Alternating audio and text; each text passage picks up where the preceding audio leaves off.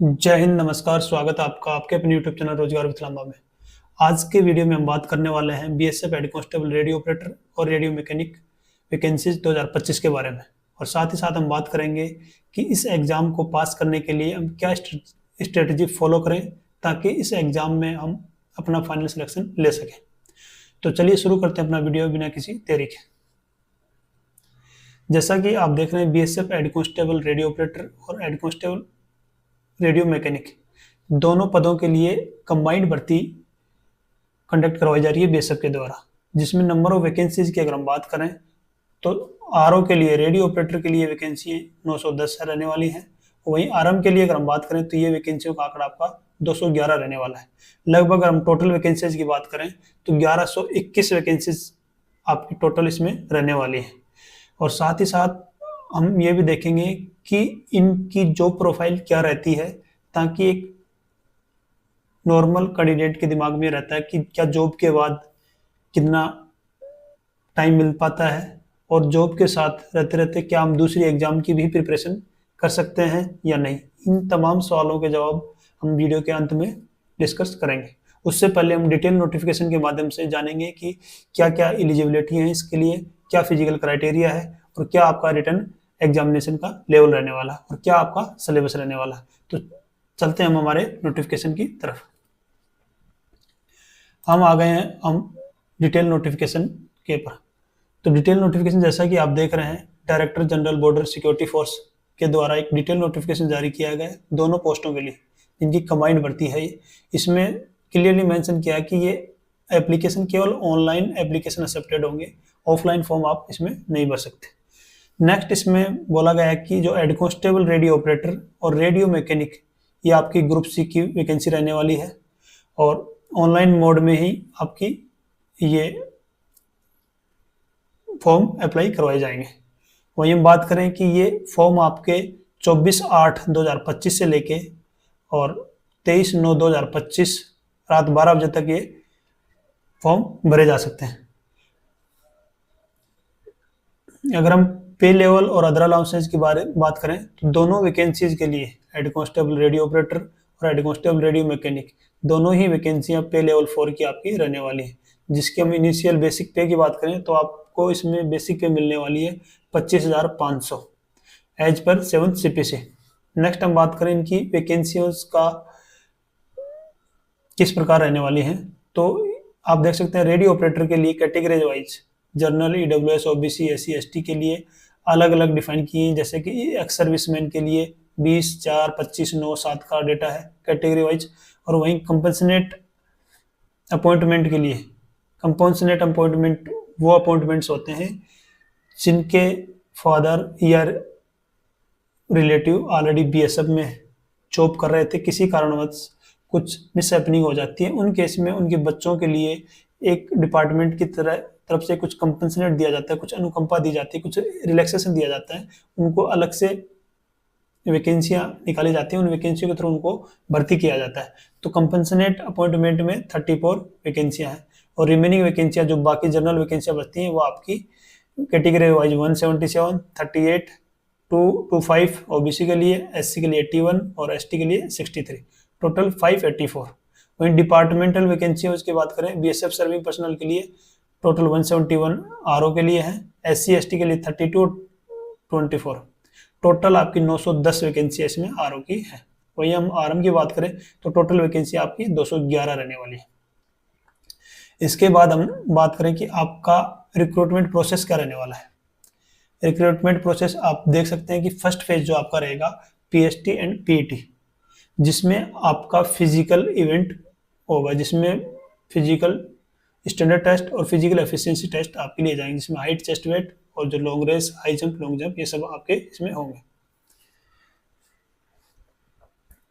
Next हम बात करते हैं इसके बाद सेकंड फेज आपका जो रहेगा रिटन एग्जामिनेशन का, जिसको हम कंप्यूटर बेस्ड टेस्ट यानी कि सीबीटी के नाम से भी जानते हैं। जो computer test will be conducted in English and Hindi medium only. जो आपका कंप्यूटर टेस्ट होगा वो हिंदी और इंग्लिश दोनों भाषाओं में आपको पेपर देखने को मिलेगा। और इसमें बोला गया कि ये एडमिट कार्ड एग्जाम के से 3 दिन पहले आपके जारी कर दिए जाएंगे और ये आपको मिलेंगे recruitment.bsf.gov.in पे। नेक्स्ट स्टेज रहेगा आपका थर्ड फेज। थर्ड फेज में रहेगा आपका document verification, deduction test, paragraph reading test for head constable radio operator only, केवल ये रेडियो ऑपरेटर के लिए रहेगा, और डिटेल्ड रिव्यू मेडिकल एग्जामिनेशन, ये दोनों के लिए सिमिलर रहने वाला है। इसके बारे में भी हम आगे वीडियो में कंप्लीट जानकारी देंगे कि कैसे आपका डिक्टेशन टेस्ट होगा और पैराग्राफ रीडिंग टेस्ट क्या होता है। इसके बाद हम नेक्स्ट बात करते हैं preparation of final merit result. Final result, जो आपका फाइनल रिजल्ट बनेगा, फाइनल मेरिट लिस्ट बनेगी, वो किस पे बेस होगा। इसमें क्लियरली लिखा है final result will be prepared for head constable radio operator and head constable radio mechanic separately and merit will be prepared in the following manner. Total mark obtain in the computer based exam 200 marks plus dictation test 250 out of 250 marks subject to qualify in the paragraph reading test. केवल आपका जो dictation test है वो आपका qualify nature का रहेगा। अगर आप पास कर जाते हैं तो आपको 50 मार्क्स दिए जाएंगे, अगर आप उसको पास नहीं कर पाते हैं तो आपको डिस्क्वालीफाई कर दिया जाएगा। तो अगर हेड कांस्टेबल रेडियो ऑपरेटर की हम बात करें तो उसमें आपकी मेरिट 250 में से आपकी फाइनल कट ऑफ रहेगी। वहीं हम बात करें रेडियो मैकेनिक के लिए, तो रेडियो मैकेनिक में डिक्टेशन टेस्ट मैंडेटरी नहीं है, इसमें है ही नहीं। तो total marks obtaining computer based test CBT आपका 200 मार्क्स का रहने वाला है।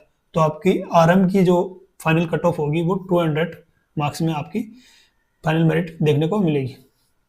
नेक्स्ट इसमें हम बात करते हैं इसके बाद एलिजिबिलिटी कंडीशंस क्या रहेंगी। अगर एकेडमिक क्वालिफिकेशन की बात करें तो रेडियो ऑपरेटर के लिए 12th स्टैंडर्ड या इक्विवेलेंट, उसमें आपका फिजिक्स, केमिस्ट्री और मैथमेटिक्स होना चाहिए, किसी भी रिकॉग्नाइज इंस्टीट्यूट या यूनिवर्सिटी से होना चाहिए। साथ ही साथ एग्रीगेट 60% मार्क्स आपके होने चाहिए फिजिक्स, केमिस्ट्री और मैथमेटिक्स, या फिर आपकी मैट्रिकुलेशन और इक्विवेलेंट डिग्री होनी चाहिए, और उसके साथ साथ 2 year industrial training institute certificate ITI अगर आपके पास है तब भी आप इसमें एलिजिबल हैं।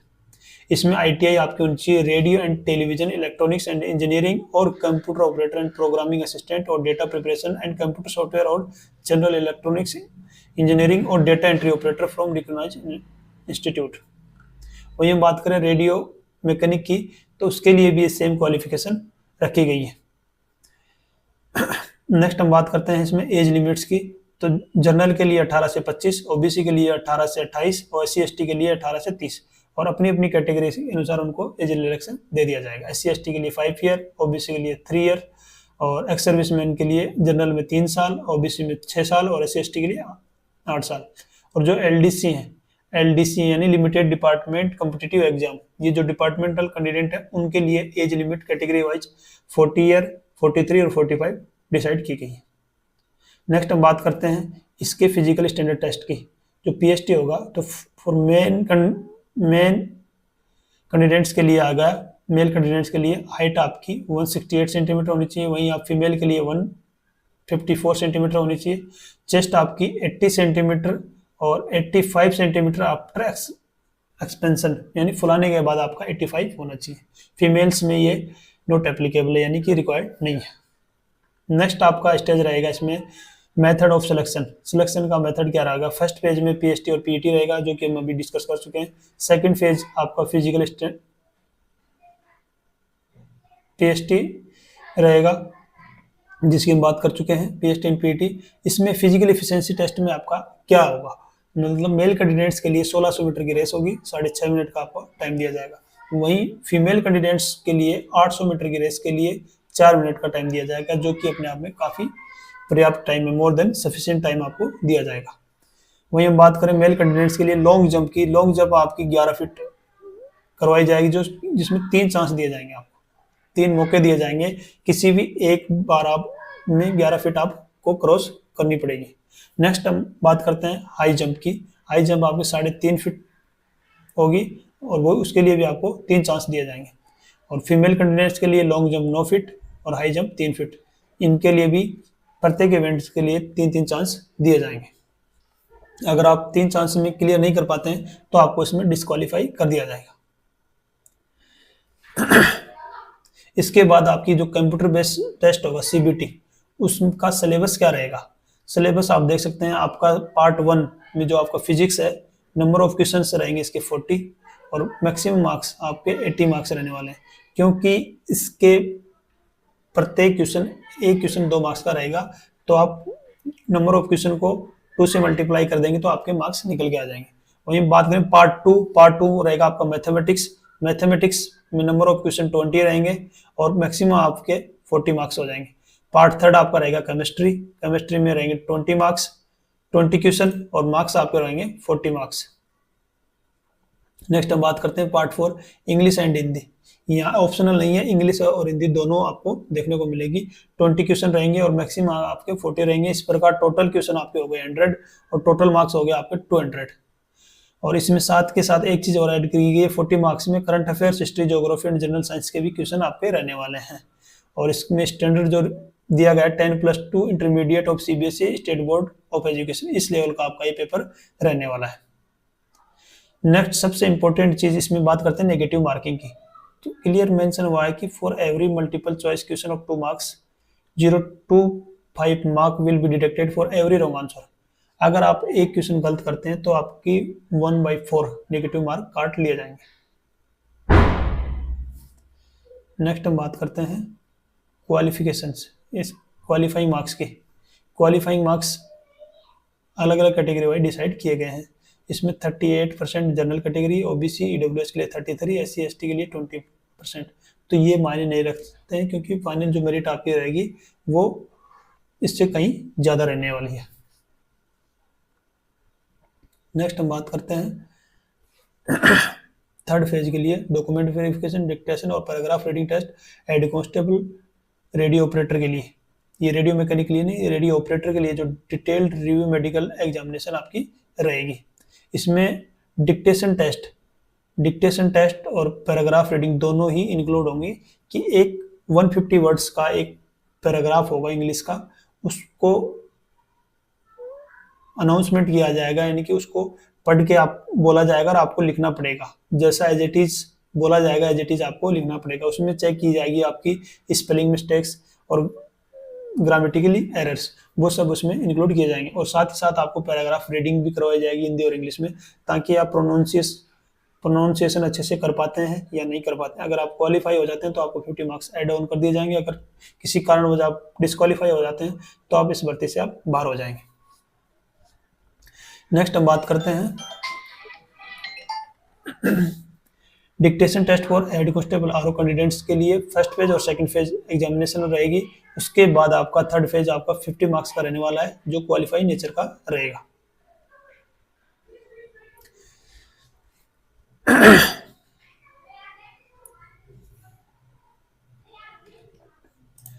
तो ये था आपका detail notification BSF head constable radio operator और रेडियो मैकेनिक का। तो मैं उम्मीद करता हूं कि आपने डिटेल नोटिफिकेशन अच्छे से समझ लिया होगा। अब हम बात करते हैं कि इनकी जॉब प्रोफाइल क्या रहती है।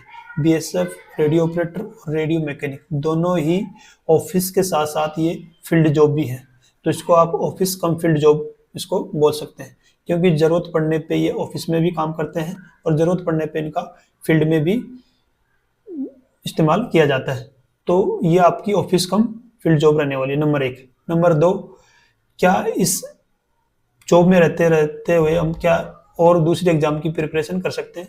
इसका आंसर आपका जी हाँ, बिल्कुल। आप इस एग्जाम में रहते हुए आप दूसरी बड़ी लेवल की कोई भी एग्जाम, उसकी प्रिपरेशन आप अच्छे से कर सकते हैं क्योंकि इसका जो शेड्यूल होता है ड्यूटी का, वो फिक्स शेड्यूल होता है।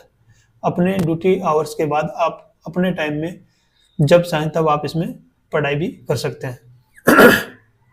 नेक्स्ट, इसमें जो मिलने वाली फैसिलिटियाँ क्या रहती हैं, तो आपकी इसमें अच्छी खासी सैलरी रहेगी, लगभग अप्रोक्स 80+ आपकी इसकी आपको इन हैंड सैलरी रहने वाली है। क्योंकि जब तक आप इस भर्ती में ज्वाइन करेंगे तब तक 8 पे कमीशन इसमें लग चुका होगा, तब तक आपकी 80+ इसके अराउंड आपकी इनिशियल सैलरी रहने वाली, तो अपने आप में अच्छी खासी सैलरी रहेगी।